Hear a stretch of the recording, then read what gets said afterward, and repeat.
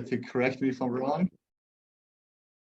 Thank you. Just endorse you, Hafiz. It's great to see everybody. Hello, everyone. Welcome to Raised Crossing. My name's Loretta. I work for Safe System Solutions. I'll be here in the background. You would have received some emails from me in regards to today's training and the next sort of the 4 modules over the course.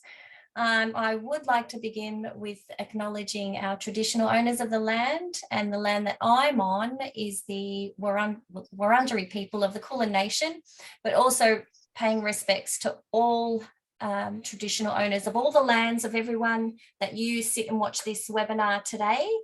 And a shout out to any Aboriginal or Torres Strait Islander people that are also on this webinar today. So paying full respects to the elders past, present and emerging. So again, welcome. This is Raised Crossing, running over 4 modules. We do have Hafez and Bridget, which will run us through, well, Hafez will run through the module 1 today, and Bridget supporting with questions. And speaking of questions, there is 2 functions that you can use through this Zoom webinar. So you can use the chat function or the Q&A function as well. So whichever one you feel comfortable in, you can use that source to write out your questions, and Bridget will relay those to Hafez or answer those as best possible. This is a webinar, which means we can't see you and we can't hear you. So we do encourage you to interact by using those chat functions.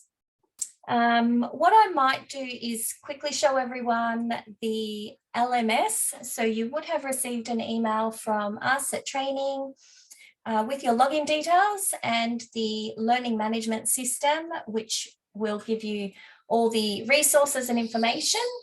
But before I do that, I also would like to share a link to the Miro board, which again was on the LMS. So I've just popped that in the chat if you wanted to click on there and introduce yourselves and use that Miro board, because you will be using that throughout the sessions. Won't be a moment.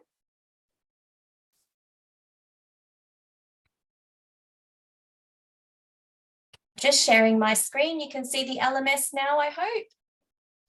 Yes, thank you. All right, so just quickly before we get sort of started, to give you an idea of the learning system. So of course, the link to the webinar, which you're already on, so you must have found it somewhere through all of the emails that we sent you. The course agenda, of course, which will go through the dates again. And that's where the Miro board is. If you click on here, it will take you to the Miro board to introduce yourselves. There are some resources which are really, really good to look through throughout the course. And I'm sure a lot of the presenters will make reference to these resources, so have a look at those. And module 1, which we will be beginning shortly, the why. So there is the presentation, of course, some other resources that Hafez will run through, and lucky last, there is an activity that Hafez will run through as well at the end of the session. So here is where you click on the activity and you follow the steps. There is a 2-part to this assignment or assessment. So please ensure you read the instructions, click on the link and follow through. So that is the LMS. You'll see all the different tiles for all the different modules, module 2, and you'll have access to each of those modules after the previous module. And one last thing I'm going to mention, because a lot of students forget to do this. So at the end of the course, you must fill out the feedback in order to receive your certificate. So please, once you've done all of the modules and completed all the tasks successfully, fill out the feedback, and then you will have access to a certificate to say that you've successfully completed. So that's all from me. If anyone has any questions on the LMS, feel free to ask me now. Or of course, send us an email. Send me an email at training@safesystemsolutions.com.au and I'll do my best to help you out. And now I'll hand over to Bridget and Hafez. Thank you. Wonderful. Thanks very much to Safe System Solutions for hosting us. Kia ora koutou, ko Irihai toku iwi no kirikiri rā ahau, ko Doran toku whānau, ko Bridget toku ingoa. Welcome everybody. This is a delight for us. This training series is always really fun, high energy, and everybody learns a lot, including us. So we're looking forward to a really great session today. As Marisa said, we welcome all of your comments and feedback in the chat. That's really where all the action happens from your perspective, feeding back to us throughout all of the modules. So feel free, any comments or questions, no such thing as a bad one. And I will facilitate at some stages in Hafiz's presentation questions and discussion back between us all. So without further ado, I'll introduce Hafiz, and you're very lucky to have him presenting to you, the most dynamic road safety professional about, certainly got the best here. Hafiz, his dedication to pedestrian safety extends beyond professional responsibility, rooted in his own personal experience of surviving 2 pedestrian crashes in his childhood. Over careers spanning more than 2 decades, Hafiz has significantly influenced the field of road safety and active transport, continues to do so, culminating in substantial contributions to the Victorian government's Towards Zero strategy and action plan. One of his noteworthy accomplishments was involvement in Victoria's largest pedestrian and cyclist safety infrastructure program with over $100 million of investments. In this comprehensive initiative, he was instrumental in planning, designing, delivering and evaluating an array of pedestrian safety measures, with a strong emphasis on crossing facilities such as Wombat crossings, the race crossings we're talking about today. Currently the transport lead at HA Consulting, Hafiz partners with a wide variety of organisations in Australia, New Zealand and internationally, constantly pushing the boundaries in road safety and sustainable mobility. His academic credentials are underpinned by a PhD from Monash University, where he conducted in-depth research into pedestrian safety and injury prevention. In today's Why module, Hafiz will leverage his diverse experience and research knowledge, underscoring the significance of raised crossings through a strategic lens presented in the uniquely Hafiz way. So, hi Hafiz, here we are. Hello.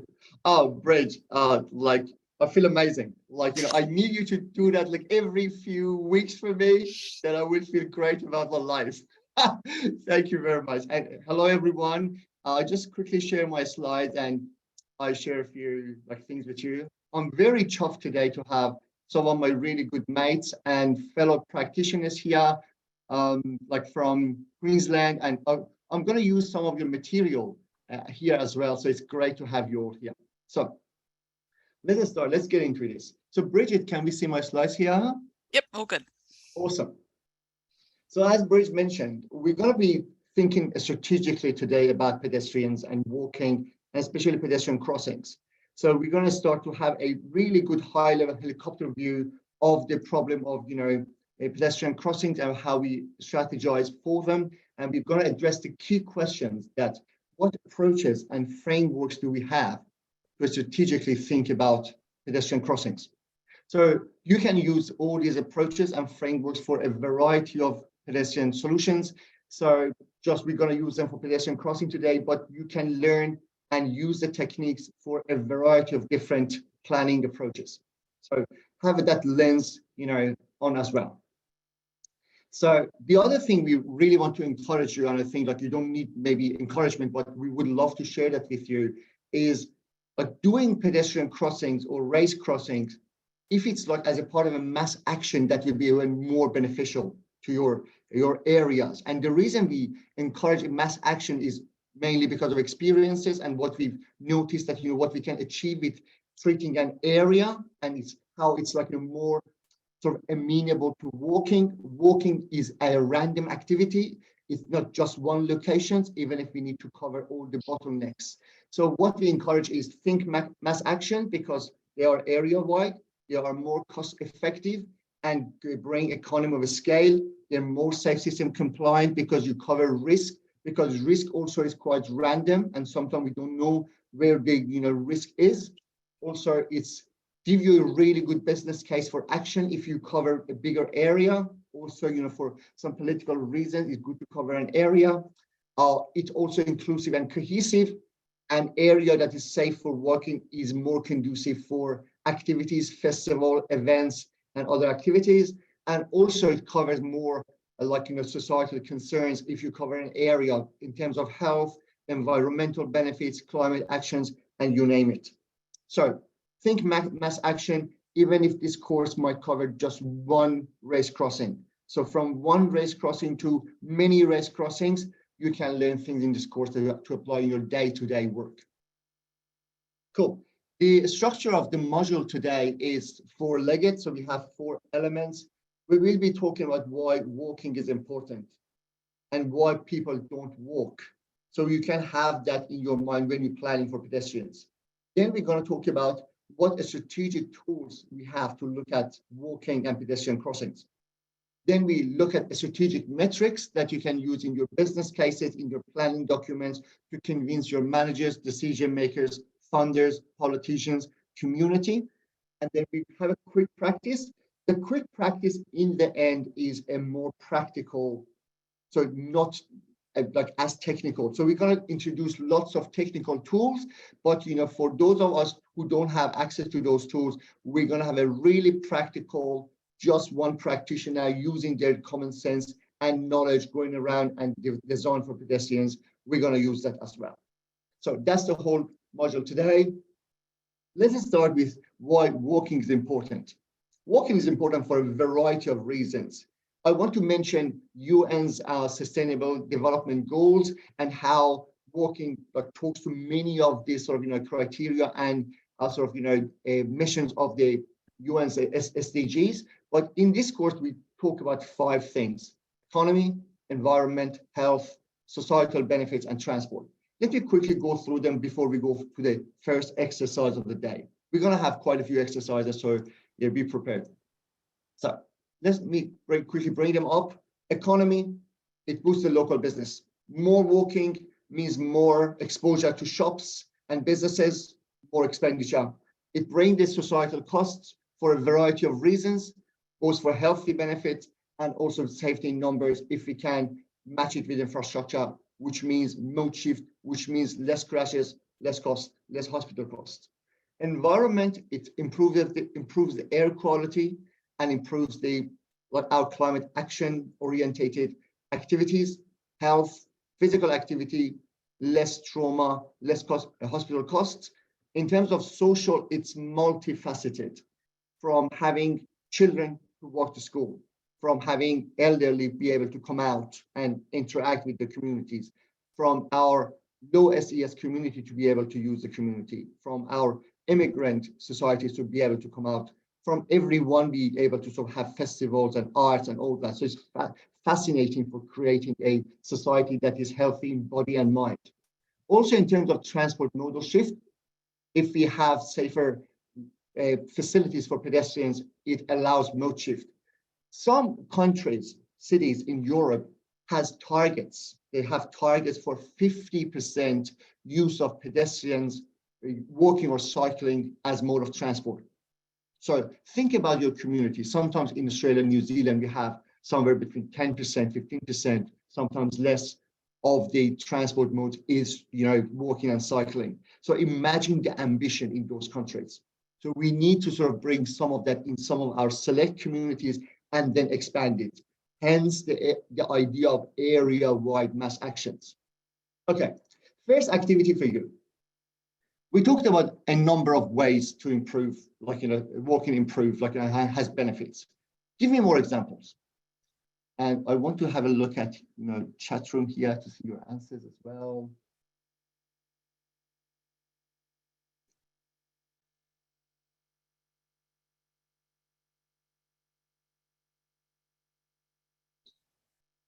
So any Cool. benefits of walking, just type them in the chat. What do you think? My grandmother used to say the benefits of walking was to clear your head if you're feeling a bit out of sorts.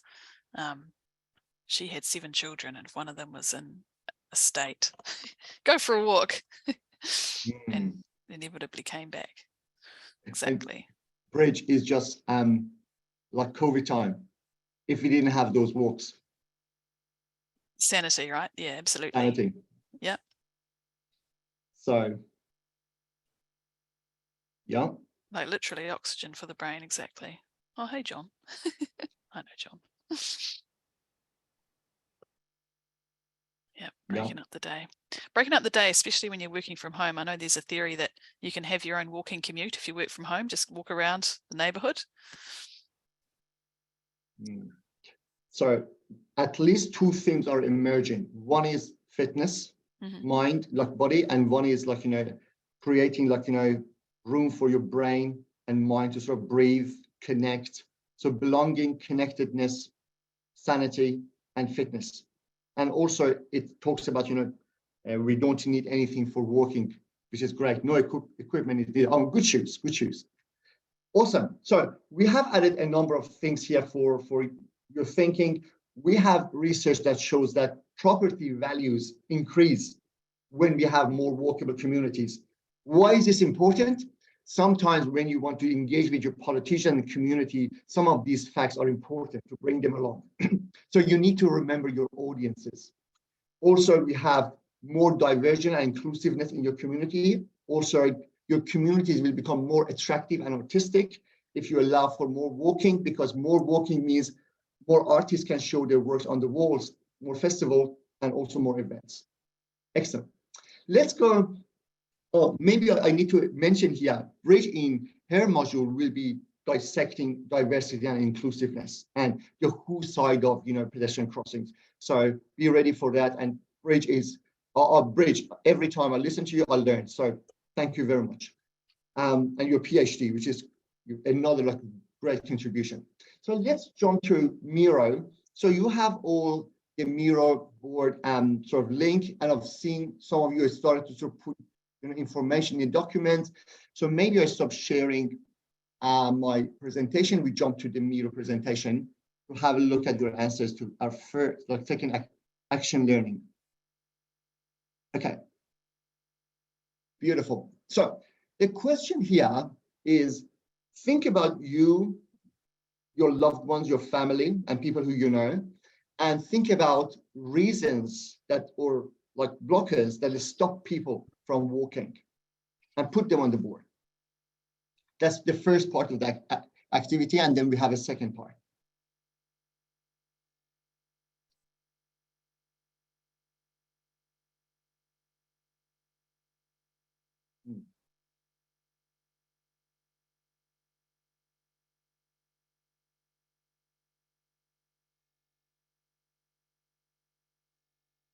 Oh, there's some big post-its going in there.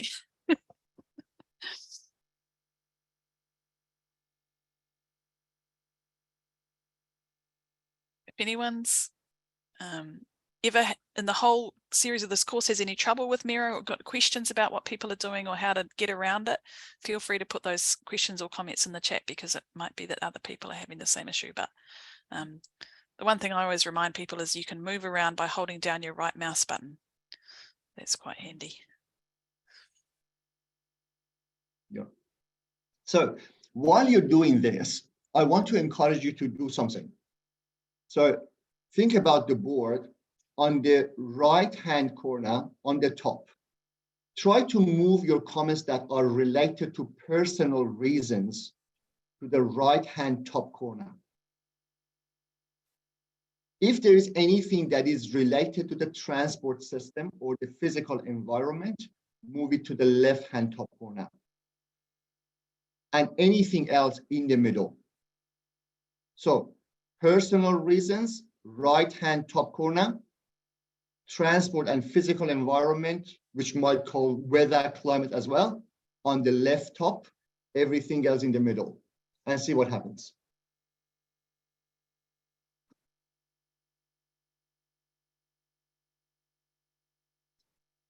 It's so cool watching this. It's the joy for us in these webinars is the interaction and the thinking that's going on, because these things, it's obviously an interaction, isn't it, Hafiz? It's always... Oh, it's crowd learning, crowd insights. It's just... hive mind. It's just fascinating. Like every one of us, I know some of these people here, and all of us are really good at what we're doing. But then we put all of us together in a room. It's totally different. Oh, someone said cars sped past not paying attention. More on that later. So you see, this is very fascinating. and I have noticed this in the previous courses, two departments, main departments, are either physical environment or personal reasons. So you can just we can take a quick time and go through the transport system. So it's physical environment in terms of the geography and the terrain of your environment that might stop you walking. It might be lack of facilities or lack of safety or lack of perception of safety that might stop you. It might be the capacity of the facilities there. For example, people mention crowdedness or difficulty to park at local attractions. So that talks about another element, the chain of mode in transport system. So if I'm able to take my bike, put it on the train, jump off and cycle, I will be using my bike. Otherwise, I won't use my bike. I use a car. Of course, weather is very important. So protection for people if there's rain. So this is this side. And also people mention the speed, fantastic reference. On the right-hand side, we have people talking about carrying the stuff. In Denmark has, let me remember, it's really high rate of bicycle cargos or cargo bikes. Mm-hmm. And the reason for that is no many people have cars anymore or car parks, and cargo bikes are really handy. So addressing this comment here.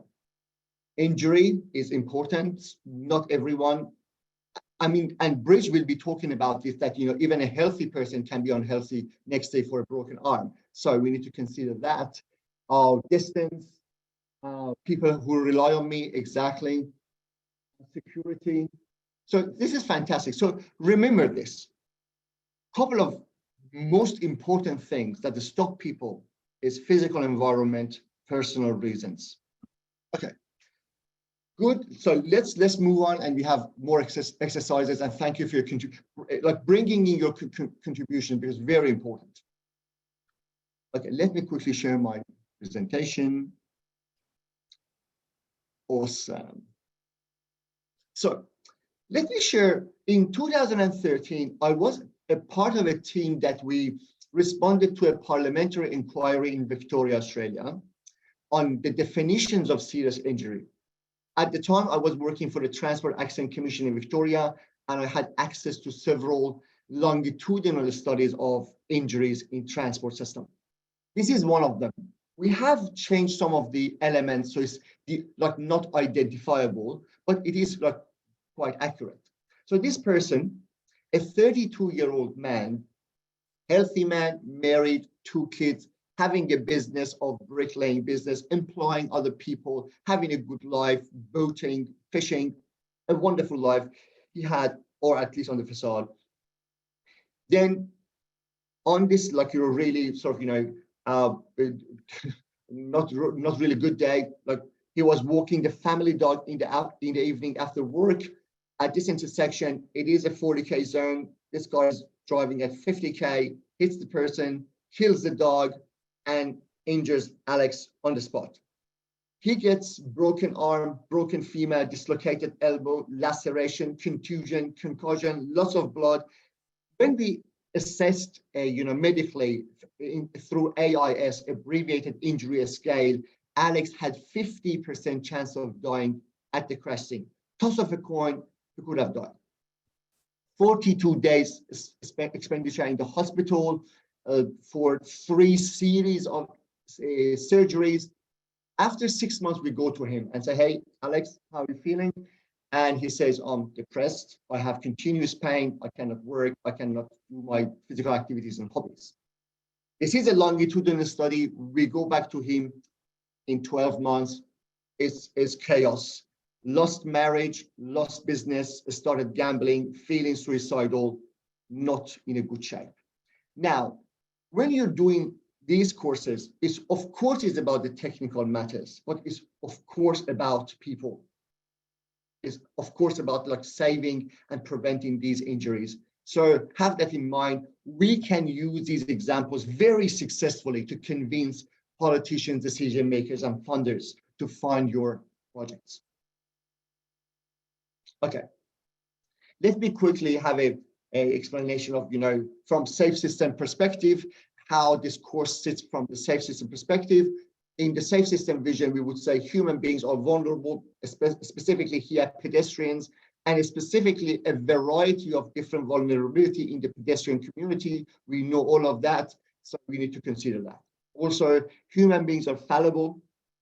Drivers, pedestrians are both fallible. They can make mistakes, even with the perfect system. So we need to design a system that caters for mistakes and people are not killed for mistake.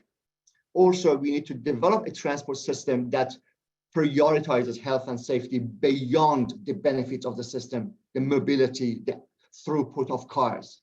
So car dependency and car priority should be questioned on a daily basis. And also shared responsibility. We have, every barbecue I go, and when people know that I'm sort of, road safety, active transport sort of, practitioner, they say, hey, look, we need to change people. We need to fix people. I don't think, that is viable. Yes, of course, we need to educate people, help people, support people, make environment based on human factor principles. But no matter how much fixing, not going to fix the problem. Also, we need to remember it's not you and I, the users of the system, that should be kept accountable all the time. Our politicians, decision makers, founders, designers, developers, planners, all those people are also really responsible. Okay. In the where module of this course, Prue will be dissecting this question to the nth degree and talking about different aspects of this as well. So be prepared for that as well. Cool. Quickly defining, this is to put us on the same page, how to define a race crossing. It's an elevated zebra or shared path or bicycle priority crossing. It covers the entire roadway. It's designed to be accessible for all and is supported by signing, road marking, lighting, and Ken will be talking about this in depth. The characteristics is it provides for both mobility and accessibility, improves walking safety and for all. It caters for better walking environment for a variety of reasons like visibility, height, specificity, and all that. And also it's cost effective because it's it's free flow, it's compatible, and it doesn't need lots of technology and all that. So we can do it more cost effectively. As I mentioned in the how module of this course, we will be giving you way more information how to design race crossings, just to put us on the same page here. Okay, let's go to the chat room. And this is a fun question. Of course, in Australia and New Zealand, we call these facilities with different names potentially.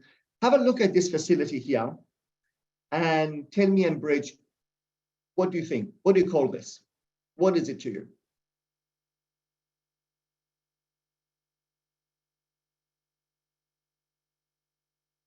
Wombat, yeah, raised zebra crossing.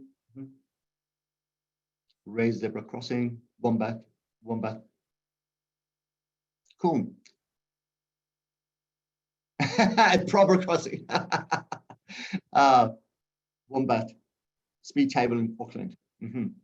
Sometimes you're talking with the public and they'll say, oh, there's no crossing there. And, technically there is a form of crossing, but this is a crossing. Everybody knows that. Yeah. So, Bridge, this is a, first let me acknowledge that, there are a number of names, for example, we call them wombat or race crossing or that. But just one question, Bridge, for yourself.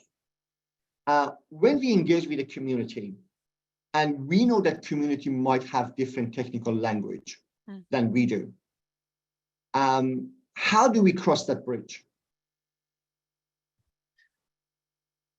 I would just use as plain a language as possible when you're talking to people in the community or at a barbecue, it's a proper road crossing is perfectly fine, one that feels safe. I was talking to an accountant recently about a new race crossing. Oh, grumble holds up the cars. And I was like, well, at least children can get there. There's a school right there. She's like, yeah, I hadn't thought about that.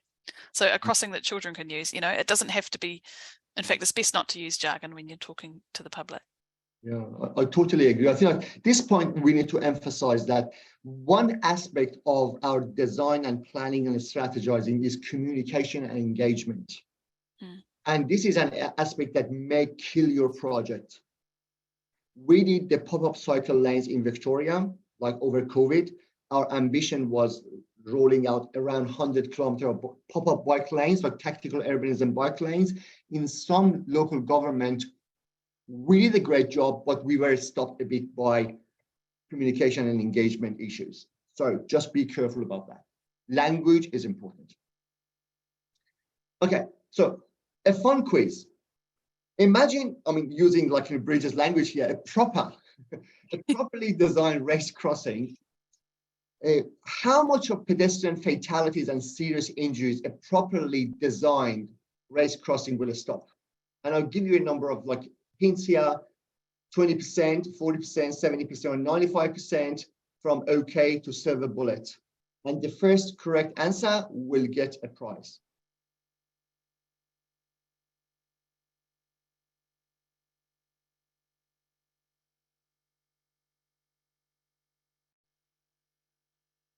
Beautiful, beautiful. So first, let me acknowledge the sort of optimism in this crew. That's great. We would love to be able to achieve a silver bullet with a race crossing, but the correct answer is 70%. Balkaran, I think Bridge is the winner. Yeah, Balkaran Singh, good job. And so this is based on research and some meta-analysis of race crossing. They are around 65 to 75% effective to reduce all fatal and serious injuries. However, for those of you who said 95%, yes, match it with area-wide treatment, speed management, and technology. We're gonna reach a higher level. So this 70% is the typically designed and delivered. So you can improve that. So thank you, and keep your contributions coming. Thank you very much. Okay, now let's get a bit more serious here. So let me quickly check. Fantastic. So imagine that you're a strategic planner, or you're the only transport planner in your local government, which is sometimes the case. And you have this area. This is a sort of a local government in Victoria, and you're in charge of this. And your manager comes to you and say, "Hey, look, I have been given like sort of a promise of a grant of say $500,000 or $1 million or $100,000 or whatever. And I need you to tell me where to put this money to improve pedestrian safety." And you say, "Hey, look, I've done this course pedestrian race crossing, and I can give you a really good picture where to put these and how to design them, how to strategically place them to achieve the best for the community." So that's your main question. So put yourself in the shoes of that transport planner, and you are given that task. So we have thought about this. I have done quite a bit of thinking about this, and I think there are three strategic elements that we need to consider when we strategically think about designing an area-wide mass action pedestrian crossing, where to put them to get the best outcome. And there are three elements that we need to consider. We need to consider the road and street function. And it's got different names in Australia and New Zealand internationally. What I'm talking about is the stereotypes for different type of roads based on the land use and their function and the speed and all the information that we know from the movement place. Then it's active traveler connection. This is about where people want to go.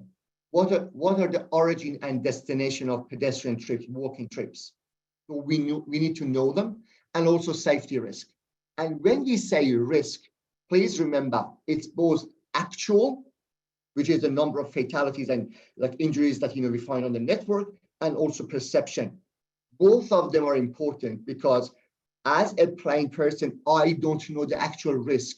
I just rely on my guts to decide if I walk or not, if I allow my children to walk or not. So perception is also very important. Okay, let's go. So what does it mean? Let me give you some background before we go a little bit deeper here. We're doing really well time-wise. We're really, really well. So three elements. The stereotypes. So if you remember a few years back, NACTO published, all those street stereotypes and different road design stereotypes that we can use based on the type of land uses that we have, or the speed, or the type of facilities, or type of, transport modes. And we have used them in New Zealand. We have, like evolved them in Australia. And now we have some like really good sort of stereotypes. Of course, there are some issues. I'm familiar with them. For example, like how we sort of, match those stereotypes with our heavy vehicle network, how we include like larger freight vehicles in urban areas using those stereotypes, how we can actually manage their access, how we link active travel, cars, buses. So we have I'll give you an example. In Victoria, we have several streets that we call them mixed use roads. And when you have pedestrians, cyclists, trams, cars, and you have a very limited space. So the answers are not really simple, but what we're saying is like understanding these complexities and the variety of stereotypes that you have access to can help you to decide where to put your race crossings or how to place them and design for them. So that's one point. Second, the destination and routes for pedestrians. So in Australia and New Zealand, we have principal pedestrian networks, or we call them a variety of different names, but essentially we can have a look at the system and using surveys or counts or modelings or a variety of other things that I'm going to describe to you later today, we can forecast or know the demand, map it, know the origin and destination of pedestrian trips. And that will give you the hotspots or hot routes or hot areas for pedestrian activities. And these are areas that you need to focus. Michael is here, Michael Langdon from Queensland, and they've done a fantastic job in providing some insights about demand forecasting, which I'm going to be talking about later today. The next one is pedestrian safety risk. So pedestrian trauma, pedestrian serious trauma, which is fatality and serious injury, is driven by a number of factors. These factors are the physical aspect of the system, which is roads, transport, cars. It's about environment, which is weather, light, all those factors, demographic factors, speed of vehicles, and a variety of factors. So we can actually really nicely connect all of these factors to pedestrian risk. I'm going to be shortly describing how we have different models to understand pedestrian risk. Also, Bridget, like Michael has asked a question twice, and I would love us to answer that. Yeah, I'll get back to him in a sec. Thank you. So also, these are all sort of, actual risk, but I discussed pedestrian perceptions of risk. And that is about people, variety of type of people from like physically, like different physical capability, different cognitive capability, different ages, different backgrounds, different familiarity with the system. You see the spectrums all over the place. People have different perception of safety, and you need to consider that, assess it, test it, and ensure that people find your safe environment safe. What we're saying here is not designing a system that is inherently unsafe and make it look safe. That's a trap. No, what we're saying is try to make overlap. Make your safe environment look safe as well for people to use them. Remember that. Okay, let's dig a bit deeper.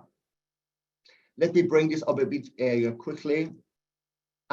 So we have been doing like several activities in this area. So in Australia and New Zealand, we have adopted the movement and place framework. This is like, based on research and practice in Europe. Netherlands has, road and street functions. UK has movement and place. But the concept is all about understanding what the function of a road or a street is based on providing for mobility of mode transports or access to land use. So based on these, we define placeness or mobility. And based on the degree of priority of these, and interaction between them, we define different type of the network as is it written here, main roads or main streets or civic spaces or local streets, and all of them have very distinct feel. Of course, I identify with you with all the problems with movement and place, and also all the confusions in our planning system. So you find like all of this mixed in the same area. I totally understand that, but we think still like movement and place and road and street stereotypes give you a good guidance. Okay, now look at the pedestrian network, and this is, you know, a snapshot of taken from one of the principal pedestrian networks in one of the local governments in Victoria. This looks at an area in this sort of, you know, circumference, and look at, you know, where pedestrians walk, and you see like, you know, the darker the sort of the pink, the higher the pedestrian demand or activities. And knowing this will allow you to understand where is your demand. Okay, let me read your mind. Latent demand. So you might say, Hafez, I know the current demand, but I think the current demand is not reflecting the actual demand, because there might be a latent demand that is not mobilized or materialized because of some of those showstoppers that we discussed earlier. That's okay. We have models, and this is again the great contribution that Queensland did, TMR, with the demand forecast. We can use elements of land use and other elements of the system in some predictive models to predict or forecast future demand. So have an understanding of that latent demand. So we can actually, you know, have a forecast of latent demand and use it in our planning. Okay, let me move to road trauma risk maps. And this is also a multi-level sort of, you know, analysis. So we have several models to assess pedestrian trauma risk, and I'm going to walk you through them. But essentially what we want to understand is, if we look at an area, this is the CBD of Melbourne, for example, we want to understand where the critical risk for pedestrians are and to address the risk with some facilities. This is a very simple approach of heat maps, which is based on history of trauma, not the best way, but sometimes this is the only way available to some people. I'm going to share some safety science models later in this course. Okay, let's acknowledge like a sort of, you know, the document, the guidelines for pedestrian demand forecasting published by Queensland. We really like that. I quickly summarize some of the findings, and I'm going to take one example from the guide. It's very, very useful. So based on your need, the budget you have, the technical capability in your team, and access to tools, there are at least 6 ways that you can forecast pedestrian travel demand. You can do comparison studies, sketch planning, direct demand models, spatial analysis, discrete choice, and network models. What do they mean? Let me quickly bring this up so we can have a quick chat. Okay, so comparison studies is where you look at the location that you want to sort of forecast the demand and find similar locations. If you have data for them, you can use the data, or you can sort of, you know, proportionately use the data. So you use the comparison sort of, you know, and your gut feel. It's sort of more subjective, subject matter expert, and you use your knowledge. Sketch planning is simple, like a spreadsheet calculation. You just use like land use and OD data, and like a sort of, you know, and for this one, I'm going to give you an example. So I'm going to delve into this a bit deeper. With direct demand is like predictive regression models based on land use and transport network characteristics. For example, you look at an area, look at residential, offices, businesses, shops, and the office space or the capacity for them, and build models based on number of roads, lanes, the stations, you know, bus stops, all of that, and link them to in a model to pedestrian, you know, demand. So that's doable. A spatial analysis is a sketch planning and direct demand in a spatial tool. So you use a spatial analysis tool as well to do the modeling. The choice model and network model are more probabilistic and more accurate. More complex, need more data, more time, more technical capability. and you can use them in different modes. Okay, quickly checking there. So we have a number of comments on these different models. So for the first two, we have accuracy and transferability issues in terms of them being quite accurate, or if you can use them for different places. For the rest of them, you have data expenses and expertise issues. So ideally, we want to use these models, but if you can use these models, are good as well. Now, let me give you a hands-on sort of exercise. So I want to showcase the factoring method, and this is a potentially simple, doable method. And the reason I'm sharing this is it doesn't need lots of tools, or it can be done more readily. So factoring uses pre-construction counts and adjust them using diversion rates from really comparable completed project to estimate post-construction demand. It has 3 steps. So you count pedestrians at the moment in a site that you're assessing demand. You use 3 typical days and do the counts. Then you estimate the split between transport and recreational walking, and then you factor the observed demand using diversion rate factors. Let me give you a number of definitions for you to understand what we're exactly doing. So count, then estimate split, and then factor up. That's what we're doing. But what does it mean?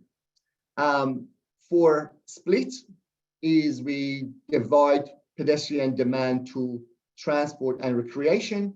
We then assess how much of the trips are walking to work or for personal business or going to shops.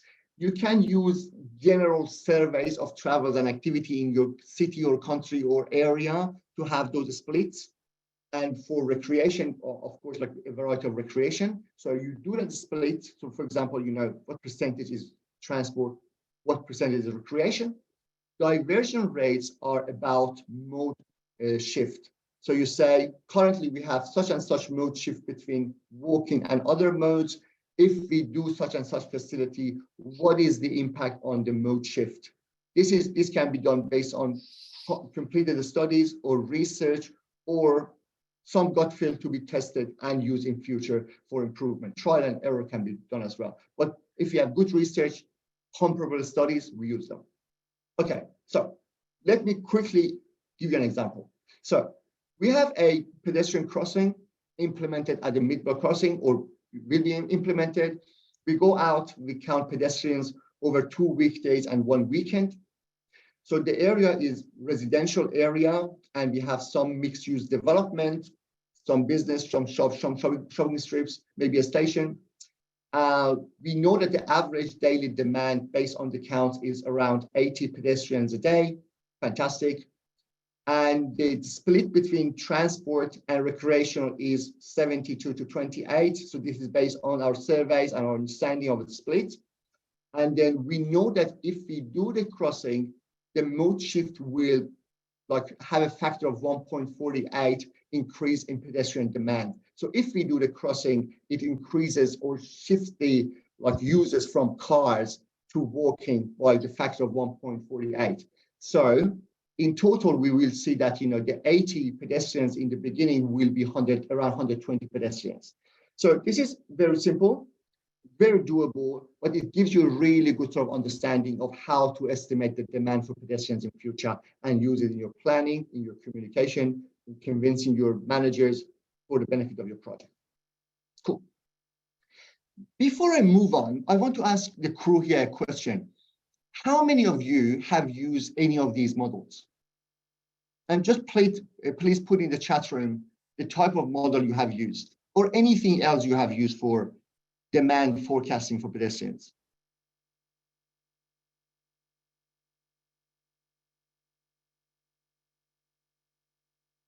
If you haven't used, just put no. I want to know what was happening here. Aimson, yeah.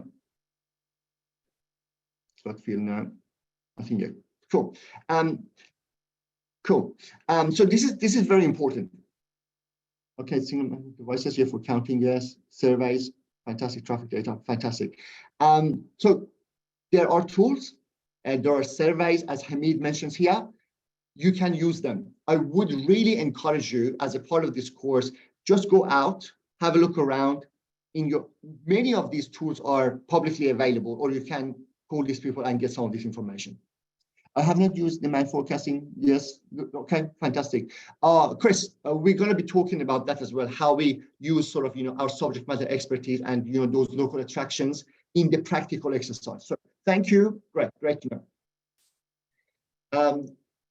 Now, I want to sort of, go and talk about pedestrian risk assessment, checking the time. Time-wise, we're good. Okay, let me have a look at this area. This is, as I mentioned, CBD of Melbourne. These are like, all the little dots are pedestrian trauma, fatal and serious injuries. We have done a quick heat map, understanding where the sort of, the heat map of pedestrian trauma is. What we say here is the worst case is developing pedestrian trauma heat maps to understand where the majority of history of pedestrian trauma is. Best case is doing predictive models. Let me tell you what's the difference. The nature of pedestrian crashes or any crash is random. So depending on the diversion or the contribution of the risk across your system, they might pop up different places. And it will take you 5 years or a really good understanding of contributing factors to actually know where the risk is and where the randomness is. So heat maps are a bit agnostic of that randomness and the innate nature of risk. Predictive models actually know those and capture them. So that's why we say heat maps are okay, not perfect. Predictive models are better, again, more expensive, more, data hungry. Okay. In the field of road safety, let me bring this up. Hamid, there are quite a few online tools that allow you to put shape files in and they develop heat maps for you. So this is like, I think doable, or if you have access to ArcGIS tools or similar, they should be able to help you with heat maps. But I'm pretty sure there are online tools free of charge that allow you to do heat maps, for sure. So 7 ways that, we do a risk analysis in the field of road safety. We have perception-based, we have crash history, we have equivalent of crash history, OSRAP or IRAP tools, ANRAM models, or safety science and empirical Bayes models. So these tools are more like the probabilistic demand factor, like factors or, forecast demand, sorry, I'm talking too much and sometimes I'm confusing my head. So these are more probabilistic, these are more predictive, and these are more sort of, simplistic. So we encourage you to use this, but if you could use this as well, and there's no other way, good enough.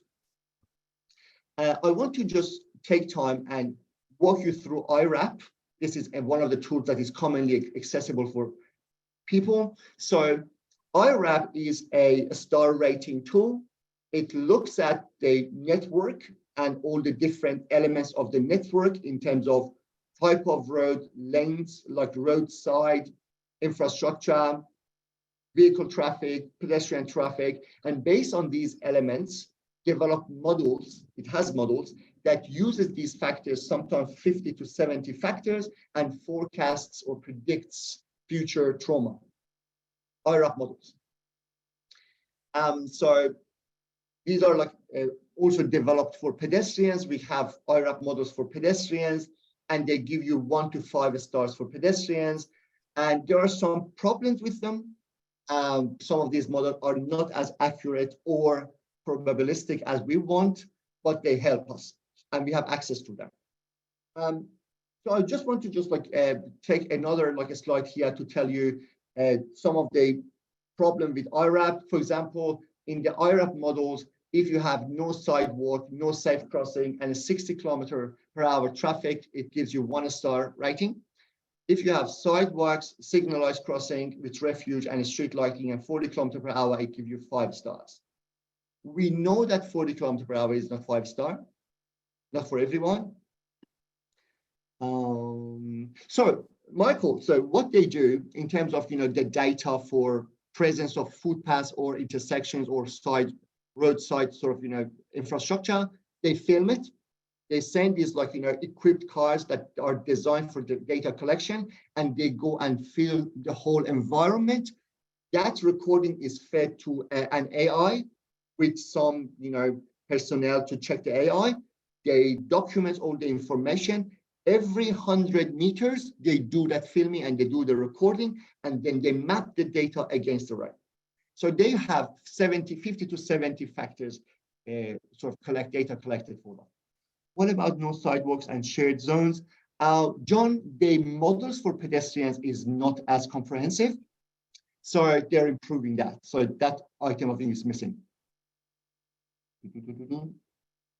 Doesn't anyone talk?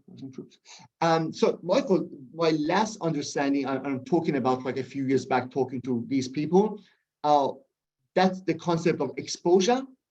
Exposure is road crossing because they need to consider that for assessing risk, and they use some sort of forecasting of demand for their modeling. What is the latest model they use? Michael, I don't know, but I can check for you. Okay, so what I encourage you to do is use better risk models and use more accurate models. Okay. So I bring this up, and this is like for some of us here that say Hafez, thank you, great models. I don't have access to them. What should I do? So if you are just a good practitioner with good common sense, as we all are here, do this. For movement and place, have a look at your community's activities, demand high activity areas, zones, or streets. Focus on narrower, lower speed, less traffic, more activity areas, and avoid really high speed environments. That will give you areas that you can put raised crossing on. A comment. You might say, Hafez, I've got a 60K or 70K zone that I really need to put a pedestrian crossing because it's an aged care or a school or some really good reason. So what we do is for that specific location, if we can, we narrow the road, we create those curb out stands, we reduce the speed with technology or temporary speed reduction, and then we raise it, we do good lighting, we can actually make it happen, but needs more care, Okay, pedestrian network, very similarly, look at your network. We talked about origin and destination. Chris here mentioned using like those local attractions. Look at the local attractions, and they will tell you where to put your, race crossings. In terms of trauma, this is publicly available. We have no excuse. Every jurisdiction in Australia and New Zealand can give you 5 years data on road trauma, and they can give you in shape files. Just map it against your network and do heat map. Easy, no excuse, we can do it. Okay. Having said that, Bridge, hit the mark, just 2 minutes. Beautiful. Go, over to you. Okay, everybody, we'll have a break. We'll be back at literally 4 minutes past the hour. And if you've got any questions or comments in the meantime, feel free to put them in the chat, and we'll see you all back soon.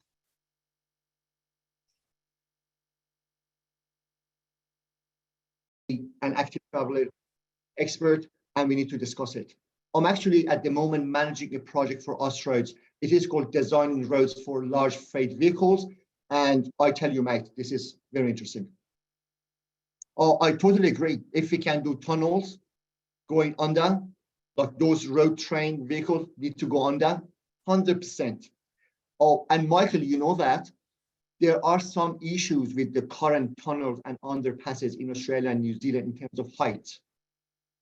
And one of the examples that they have given me is that you have vehicles that fit, but those vehicles have livestock that bring their head up and they get beheaded in tunnels because of the height, and that creates problem.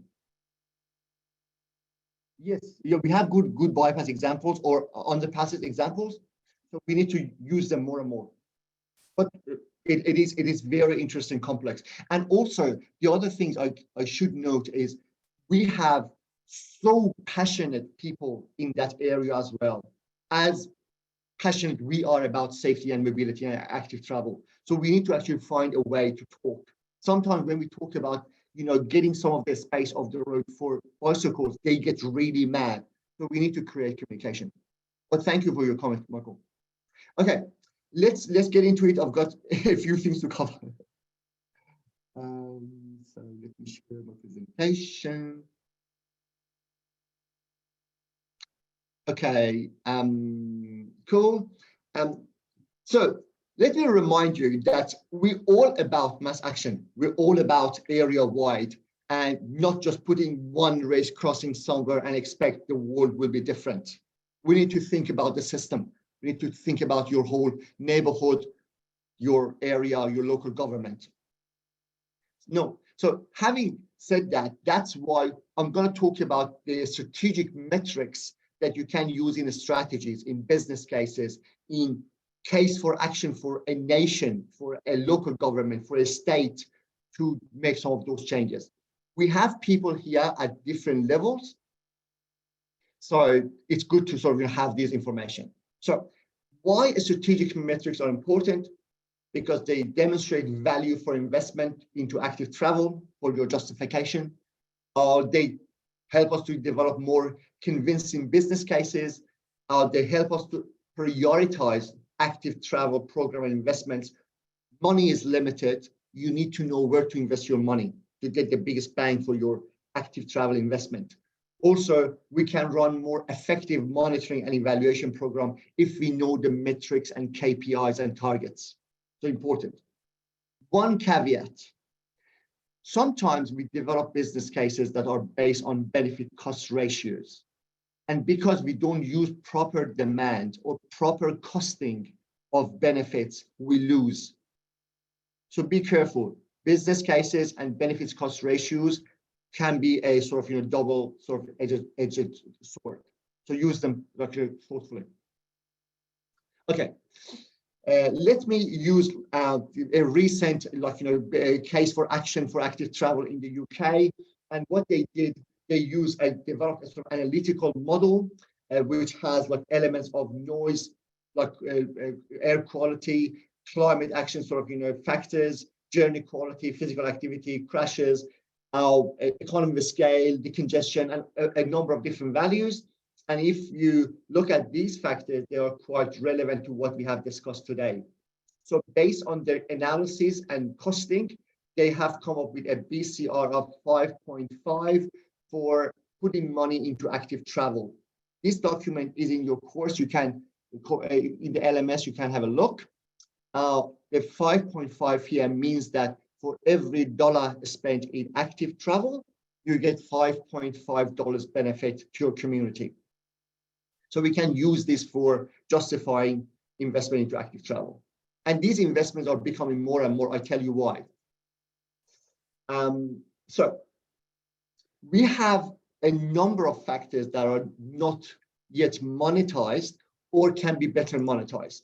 And these are all the factors about growth in business, increase in property values, like saving in cost for household or transport system, infrastructure investment and maintenance can be reduced by mood shift, mental health, social cohesion, you name it. And you have also mentioned several other benefits of active travel. If we monetize them properly, we will have a stronger case for action. So keep an eye out for more and more research that's coming out. Oh, beautiful. Oh, Michael, thank you. Michael has put an appraisal tool in the chat that will help us as well. Thank you. Okay, so let me quickly give you a number of examples. I start with Auckland. So in Auckland, what they did is develop a simplified metrics to sort of justify the investment into cyclist safety. They developed 6 departments of benefits in terms of health, space, pollution, injuries, health costs, and household costs. And they did simple analysis and gave some really good metrics to the community to understand. For example, they say a 10 to 20% reduction in cycling related accident would correspond with 40 to 80% fewer serious injuries and 1 to 2 less deaths. over a 10-year period. So you have a really good understanding how your investment will help your community. They say that, again, if you remove one car park, one fewer car means $10,000 less expenditure in the household. So you can use these kind of research, and they're coming out more and more. This is a really good environment for us accessing to these kind of research. Okay. Now, let's jump to Miro, and this is a very important exercise. Let me jump to Miro and I'll tell you what this exercise is about.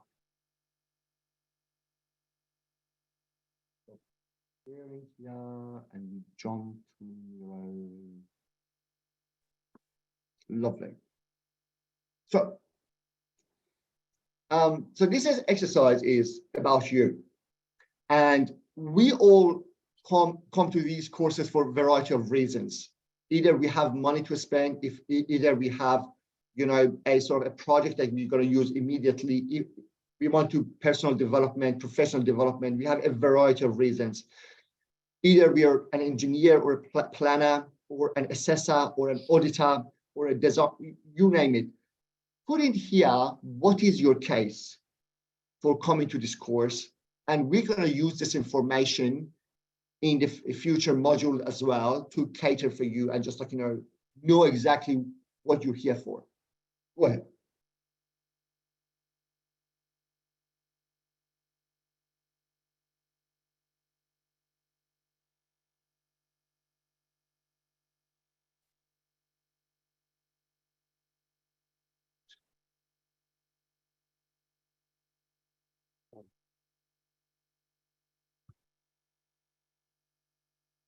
Great work, everybody, all over it.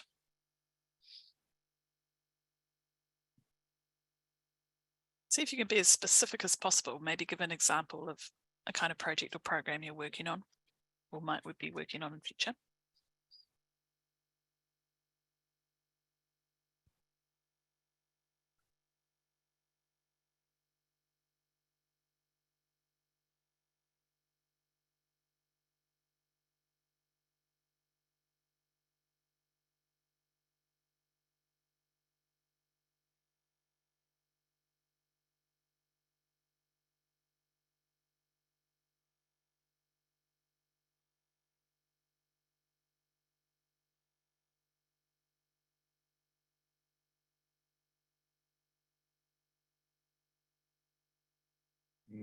So now let's do something like a sort of thematic analysis.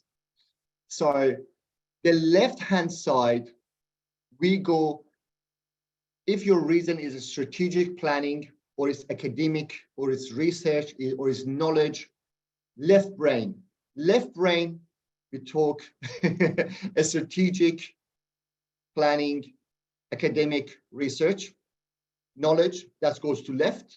If you talk about actual practical matters, design, development, program management, auditing, evaluation, all those practical matters go to right. Left brain, right brain, let's do.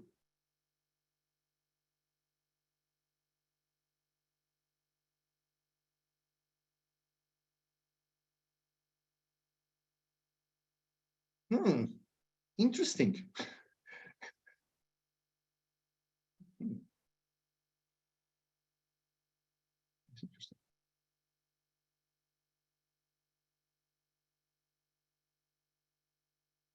So like really roughly, Bridge, we're seeing maybe 30-70% split. Something like that, yep. There's crossover, of course, but with practical people. Vishnu made a good joke. Vishnu says, no crash or injuries in Miro. Safe and appropriate speeds, everyone. Awesome. So let's have a quick look. We have released a speed management plan for public. So we need to think about, how to sort of, ensure reduce speed, personal development and application of race crossing in development of applications, working blind network with Prue, fantastic. Planning and pet facilities upgrade, this sits in the middle. How to balance the needs of the community, which are on major highways. Yes, fantastic. Safety of children, upcoming project on the Road Safety Victoria. Added knowledge. So added knowledge should go to the left-hand side, but that's okay. That's the scope of the project as well. Transport planning. An engineer having worked on mass action projects and minor safety projects. Fantastic. Technical development of upskilling. Planning PT infrastructure to support active travel. That's fantastic. So these are all like more program development, project development, scoping, doing a better analysis, great understanding. On this side, we talk about be technically challenged, develop myself, develop my knowledge, understanding research policies to be including everyone. What is involved in race crossing, to just go a bit deeper here. Networking, industry, fantastic. Learning, yeah, that's great. That's great, fantastic. So remember this. So this is also really helpful for you, hopefully, to know what you're here for and listen for it and ask questions. Okay. Let me quickly check here. Okay, so I need to stop sharing and then share my presentation. We have a quick chat about movement and place. Okay. So we have been talking about movement and place a lot in this course, and our movement and place this is like, come from New Zealand. We use the New Zealand version here. We have rural version, we have urban version, and based on the function of mobility and function of place, we can dissect an urban environment to civic spaces where you have like, really good high place, but low mobility, to local streets where you have low mobility, low place, but low number of like activities, if you will. You have city hubs like CBDs, which is really high place and movement for like active travel modes. And you have transit corridors, which is high mobility, low place nature. And we have put, some definitions of, what we mean by these different modes, and we're going to use them in the next exercise. Essentially, as you see, you can actually think about your city or your neighborhood and identify some of these in your head. That will help you with the next exercise. Okay. Let's go back to Miro and do the next exercise. I just wanted to give you that sort of, really quick view to movement and place. I changed my slides here. Okay. Share. Lovely. So we are on Action Learning 4. And the question here is, if you think about it, where you could or where you think you can strategically put race crossings in a movement and place framework. So think about your roads and streets network, and based on the definitions of place, mobility, and different definitions, where you think you can put your race crossing. You can either put a star or a dot or a circle, and yes. I've chose a sticker. If you click the plus on the menu on the left, then you see more, and there's lots more, including stickers.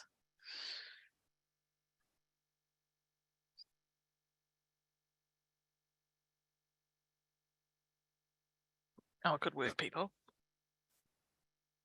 We like a creative Miro board. Oh, sorry. Yes. Yeah. Yeah.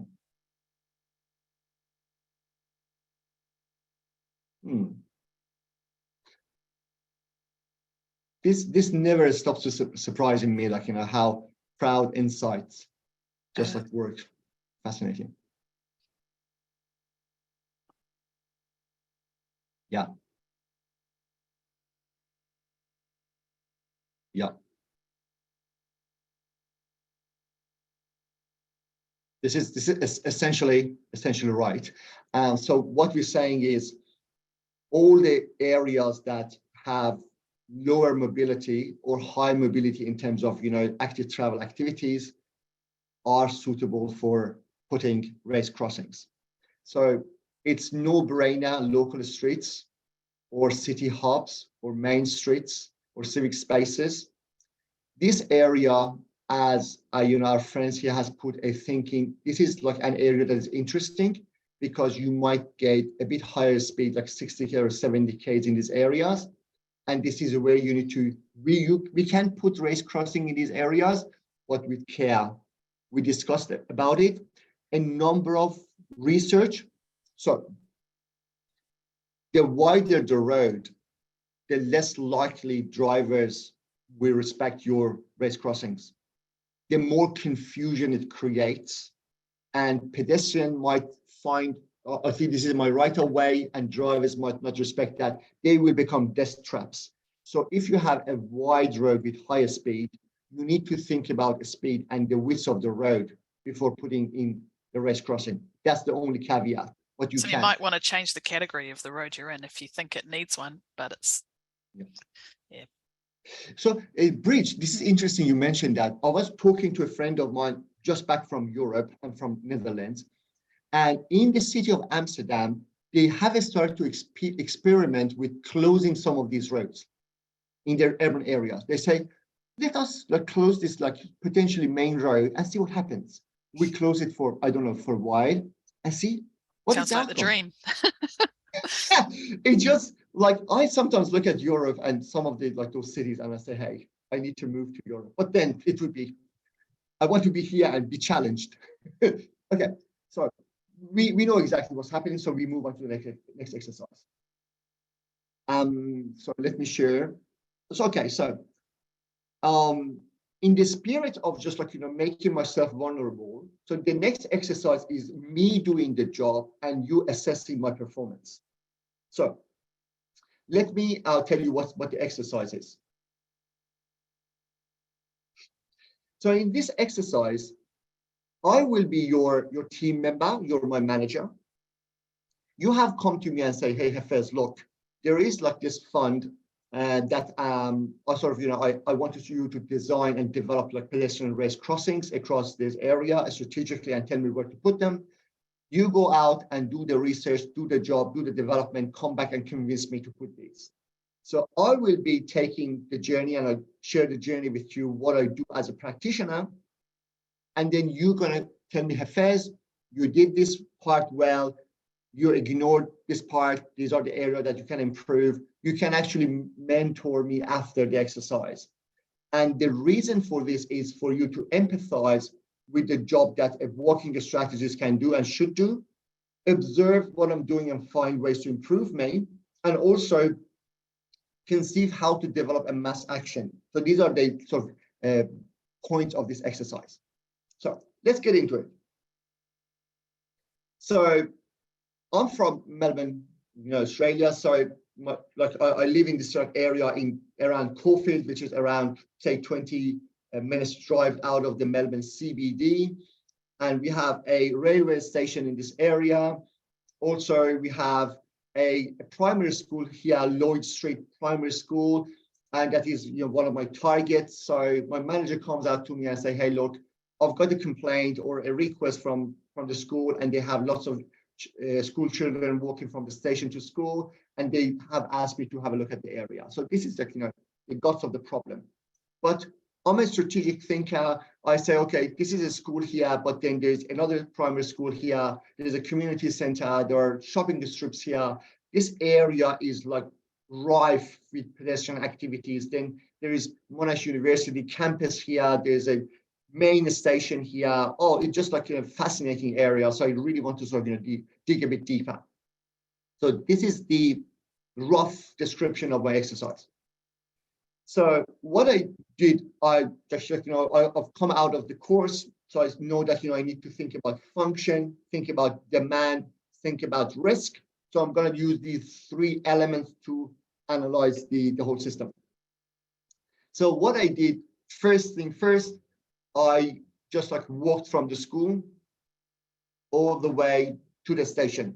It took me 22 minutes.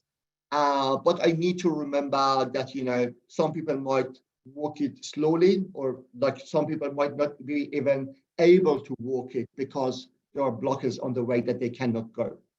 So you're right, about 1.5 kilometers exactly. So I did that. and I walked back and I observed what's happening on the way. So what did I see? Like, the first question I had is, what is my first observation as a practitioner? So I looked at the function and think about a function in terms of type of roads and streets and the sort of, a profile of road and street that I saw on the way. And I saw these. In the beginning, I saw a local street, of course, with a sort of nature strip with car parks on it, a like 2-lane, each like one-way lane each direction, like local streets, a footpath both sides, which is good. Some suburbs we don't have footpaths, which is crazy. This is not too bad. It says 40K, okay? So I have a 40K mainly residential, like local street. Cool, I understand. Then I come a bit further down. Then I see a sort of a shopping strip. We have tram lines. So I start to see the mixed road use. You have cars, you have bikes, you have pedestrians, and you have public transport, which is in this case trams. Cool. Then I'll come a bit further down, and here turning to go through to a main highway here, we see transition. This is a 60K environment, more cars, wider road, higher speed, like of course arterial. I understand the stereotypes. Here I look and I'm a bit, disheartened. I want to see bicycle lanes. We don't see them. No bus lanes. Okay, so a few observations. Then I see another transition after a major intersection with Princess Highway, which is a really high, like thoroughfare. I see a transition from that to a more educational, academic, public transport station area, Monash University and Caulfield Railway Station. So I see a bus lane. I see 60K. I'm surprised. I look at the width of lanes, no bicycle lane, still crazy. A footpath which is narrow. So I observe this. Okay. Further, this is like the area, the campus sort of site, and this is the Caulfield Railway Station. So what we see is a sort of local streety type, a race crossing.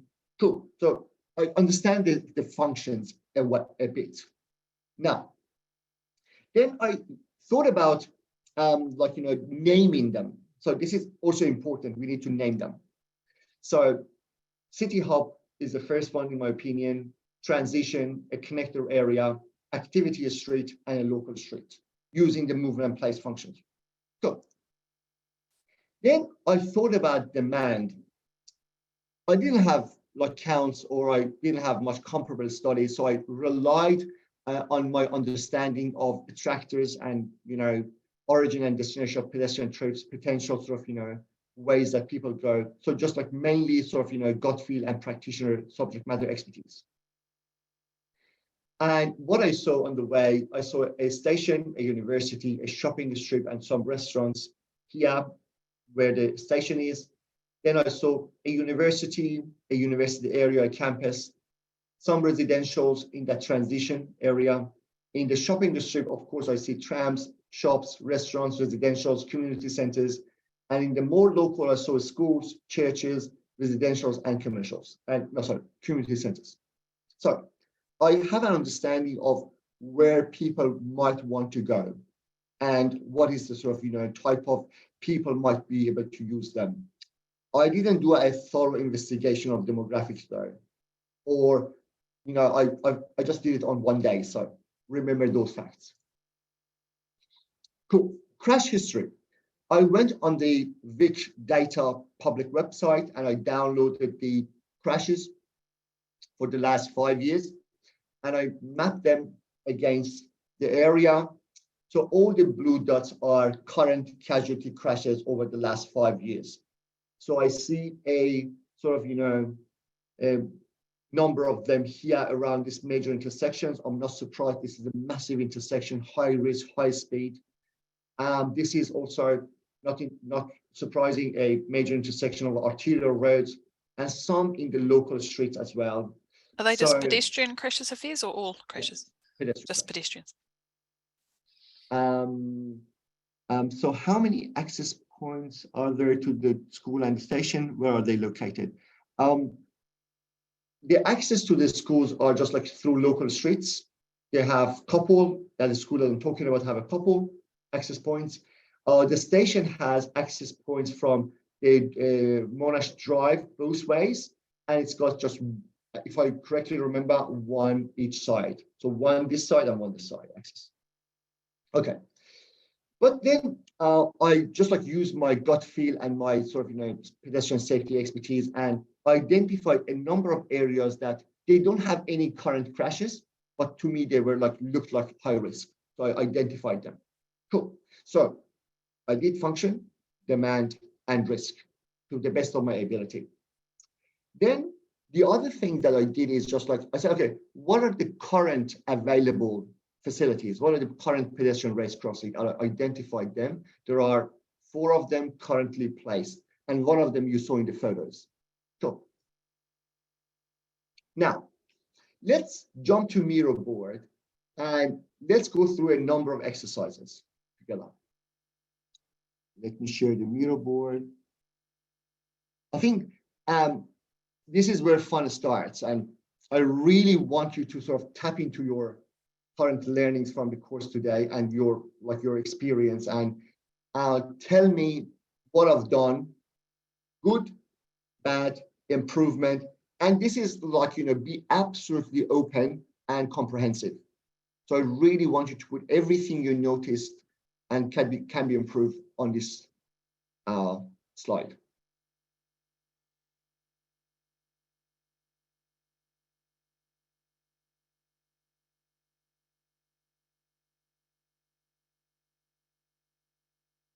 Spot my curly question, Hafiz. It's fun. Oh my God. This is just like, this slide is the most illuminating slide for me. Bridget, you mentioned I'll come to these courses for learning. This is my learning. Yeah. Yeah, it's great.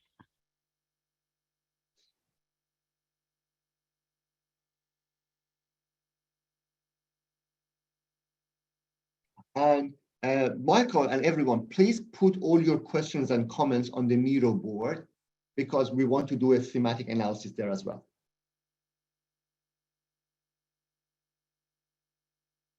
This is cool because it aligns with all the other modules as well. Prue talks a lot about community engagement. That would be background to this kind of exercise. I talk a lot about who is out there who might need to get around. And then obviously Ken talks a lot about specifics of design. And there's interaction between all of these things, isn't there? I'm still thinking about your stat earlier about walking for transport versus walking for recreation. And actually, when we walk for transport, often we're doing it for recreation as well. Like, you choose that mode because it feels good. Yes, you're absolutely right. I mean, like the split is a funny thing that we do in the field of Yeah, transport. we have to do it, but it's not that black and white. No, it's not. Yes. Yes. Thank you, Bridge. It was in my conscious mind. Somewhere in your mind's wanderings. Yes. Oh my God, you're dropping hints to the next module. Woohoo! Love it. Oh, we're excited. So, okay. I'm gonna give you guys another couple of minutes. I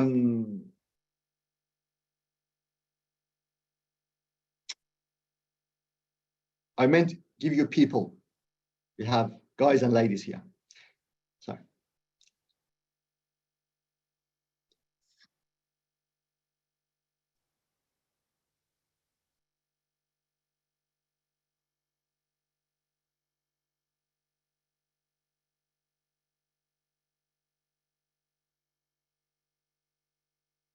So I want you to do this. So imagine we divide the screen in 3 vertical areas. 1, 2, 3. If your comment is related to function, you put it in the first one, the most left side. If your comment is about demand, you put it in the middle. If it's about safety, you put it in the last slide. So we talked about the three strategic aspects of thinking about race crossing: function, demand, and safety. Allocate your comments in these three panels. You could make it a Venn diagram and then you could overlap. I see a LinkedIn post in my future. Function, demand, safety, race crossings in the middle. Does it all. Great. In an ideal future, what if we could live another person's reality for a day? For example, if I could live in your brain for a day, and you could live in my brain for a day, just like, This has gone creepy. That's why I like psychology, because we never know the world from another person's perspective, and that's so interesting. All these billions of people we share the planet with, and we've only got our own perspective. Yes. It's called solipsism, isn't it? You only can know what you know. Yeah. So, behind your own eyes. Yep. Yes. So cool. We have a really good conglomeration of comments in the middle for demand.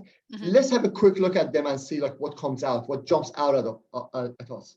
So people talk about alternative routes, which has alternative type of demands. Is there a difference at any of these locations between the postal speed and the 85th percentile operational speed? Where do most people live, or most pedestrians live, which is all people? What's the route you walk typical?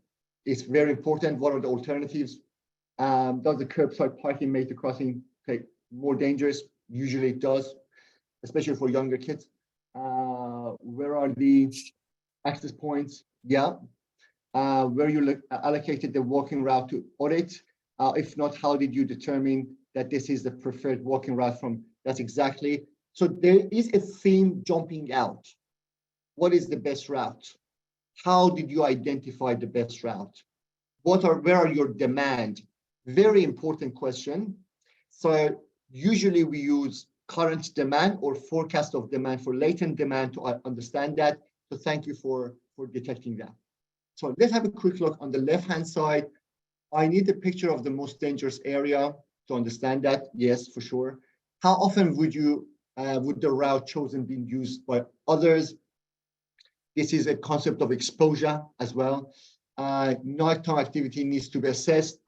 Fantastic. So as I mentioned, I did it only on one day. So what are the different times? I'll give you a very simple example. Think about your local shopping strip and go there 9 a.m., 10 a.m., 12 p.m., 3 p.m., 5 p.m., and 7 p.m. I tell you, and I've done it, you see different crowds, different people, different types, different demographics, sometimes even different languages. It's just crazy. Does the school have an active school travel program? Very interesting point. Have I engaged with those community, like schools, churches, community centers, a station? What information they can give me? I didn't do that. My bad. Competing transport modes, what are they? Let's move to the safety side, which is the right-hand side. Talking about, is the speed going to be permanent at 60? Exactly the question of speed, very important. Grade separation at very risky areas. Can we do that? How popular that would be? What are the other options? Risk elimination, very important, how we can eliminate risk. You have mentioned a school bus, but that eliminates walking. So we need to be thinking about balances. I want to see cyclist crashes also. Again, very good point. What are the potential community complaints? That goes back to the concept of perception and community-led design, very important. So you have identified several areas that I have missed out. Another department that you have identified here is thinking about that person who's going to walk. And that's the comment about, what about people with disability? What about different type of people? Affairs, have you considered yourself with some of those sort of characteristics? Have you considered them in your work? Have you talked to them? Have you talked to their representatives? Have you talked to any pedestrian or walking, like, advocacy groups? These are all the source of information that will enrich your design. And as Bridget mentioned here, they can develop some fantastic material to convince your politicians, your community, and your manager. So think about them. Okay, let's go to the next exercise. And this is amazing. I cannot say how much thankful I am for you to share all this with us and just like really engage. Okay, so let's think about what more could be done. Okay, what more could be done? I have put a number of examples here for you, like, putting 30 kilometers per hour, more raised crossing, like on side streets, like, when they hit the arterial, put on the side street or across the road, or having LATM traffic calming, or like, better planning tools or whatever. So you now brainstorm based on what you've seen and what you have said, what else could be done for pedestrians in this area? Of course, this course is about pedestrian crossings. So if you say that, we will be really happy, but think wider, think bigger. Cool, thank you. If you put a star against a treatment, that shows that you like it. So thank you. Or whatever, like a tick or a happy face or mind blown. Well, there might be interim treatments if you can't afford the gold standard at the moment, things that you can install that are cheaper and easier to get done quickly. Yeah, absolutely. And Bridge, very relevant to what you said. You Crash say here, what are the financial constraints? Let's blue sky. Let's say we don't have any financial constraints. I know it's not realistic, but for this exercise, let's do that.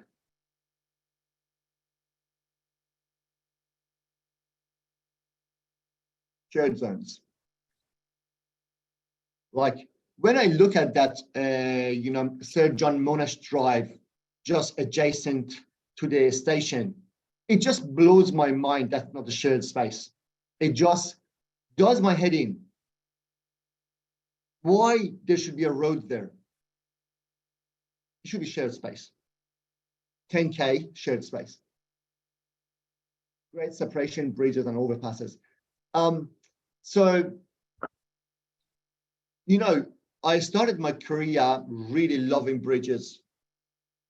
And then I now sort of, carefully use them if I know people won't use them. And if I put them, I certainly designed them in a way that are really easy to use and safe to use and secure to use for people to use them.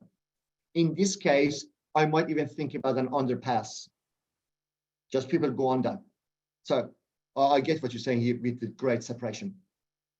Slowing down, just having 60K on maybe 100 meters length of road that goes nowhere. It just, again, mind-blowing. Low traffic neighborhoods, 20-minute neighborhoods. This neighborhood can be a 20-minute neighborhood in future if you plan well. No vehicles. Oh, perfect. Whoever said no vehicle gets a prize. Seriously, put your name against it. This is amazing. No vehicles. If you can, remove vehicles. Oh, Vishnu. Woohoo. So Bridge, I just leave it to you. Vishnu gets a prize. So close roads to general traffic. That's similar. Sorry, I noticed Vishnu's comment first, so apologies to the second person who said that. We might talk in the next module about being careful not to discriminate against people who need to be dropped off in a car really close to their destination, because that is some people. More on that next time. Yes, excellent. Overpass, underpass, wireless footpath, and then we have a conglomeration of comments around race crossings and also local area traffic management. Just only one person talks about better data and better planning tools. I want to encourage you that we are moving to a world that better data gives you better justification and a stronger position. So think about that as well, please. Now, so this is me. And just like before, I have another exercise here or activity. So let me just quickly stop sharing and jump to my presentation. Let me see what I'm doing time-wise. Not too bad. So when I was doing a quick research to update my module for July, I bumped into this sort of new tool developed by FHWA in America, Federal Highway Administration. It's called STEP, and it's a really sort of good way of sort of operationalizing the journey I described to you today. So the activities I did today, they actually have put in a guideline with collection of data, developing inventory of conditions, analyzing crash types, selecting countermeasures, consulting design and installation resources, and identify opportunities and monitoring outcomes. So have a look at this. It also has a lot of good information, especially if you are really hands-on and don't have access to many of those more sophisticated tools. Also, I want to introduce Prue Oswin. Prue will be running our WHERE module of the course, and Prue has some exercises for you to do before you do the course with her. So I'm going to introduce the homework for you. So the homework has two tasks, two parts. The first part is about go out, identify a typical walk in your neighborhood, for example, from home to shops or public transport. Walk the route and consider key conflict points related to safety or accessibility and convenience. And the walk shouldn't be that long. It can be 500 meters. So go along that route, identify those location conflict points, add some information, and you can have a look at the LMS, and the LMS has more information about the homework and exercise. Part 2 is about completing a survey in the learning management system. This is about a local area, and there are a number of questions that you need to answer, mainly about where to put your race crossings and why. And also, it is designed to give you the opportunity to respond to a survey. And in the third module, we're going to go through that and have a look at your answers. So have a look at your LMS. If you have any questions about how to do the training, sort of the homework, please ask us, email Loretta or email us. And having said that, before passing the floor to Bridge, I want to say, let me stop sharing for a second. When I come to these courses, I usually I get really excited and nervous. Excited because I love the course and I love the cause. Nervous because there are so many wonderful people coming to our courses that I'm nervous that if I'm saying something wrong or inappropriate or and you're good experts. And usually when the course finishes, I feel amazing because you have contributed so much and you have made us think even during the course. And I hope that you have learned. So I want to thank you very much. Wonderful. Thanks so much, Hafiz. Brilliant, as always. And as Hafiz said, if you have questions for us, for the presenters, feel free to contact us. Our details are Googleable or in the learning management system or in your emails. You can put go to that learning management system to see all the slides from today and a recap on that homework assignment, which is for Prue's module, which is 1 week from now. But meanwhile, just thanks so much for your engagement today. A really, really good team, really great questions and comments and interaction on Miro. There'll be more of that in all of the other modules. So have a good rest and think about this stuff in between modules, because that always helps you digest your learning. Bring back any more questions you have, and we'll see you all on Thursday. Thanks very much. Thank you, Bridge. Thank you very much for your facilitation as well. And Loretta, thank you. Bye, everyone. Thank you. Bye. Bye.